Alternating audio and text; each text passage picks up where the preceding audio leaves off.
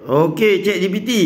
Tadi saya ada tanya pasal labah-labah dalam surah Al-Ankabut. Hang boleh kaitkan tak? Labah-labah ni sama tak macam Spiderman zaman sekarang? Okay, Kiffer.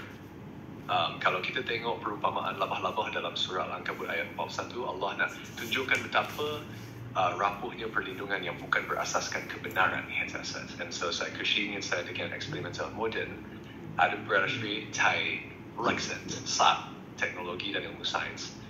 Banyak eksperimen hari ini cuba mencipta bahan skuad sutera laba-laba sebab ia sebenarnya lebih kuat daripada besi dalam skala beratnya.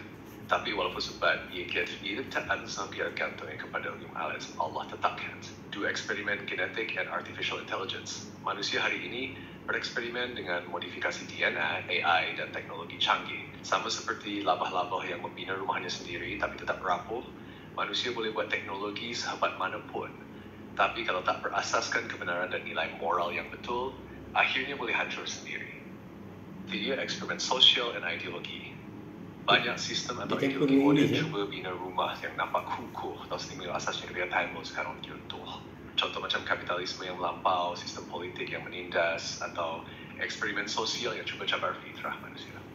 Jadi kalau fikir balik, perumpamaan laba-laba itu memang kena sangat dengan sound case, dan manusia boleh bereksperimen-eksperimental pun. Tapi nilai asasnya pun sehingga tetap runtuh.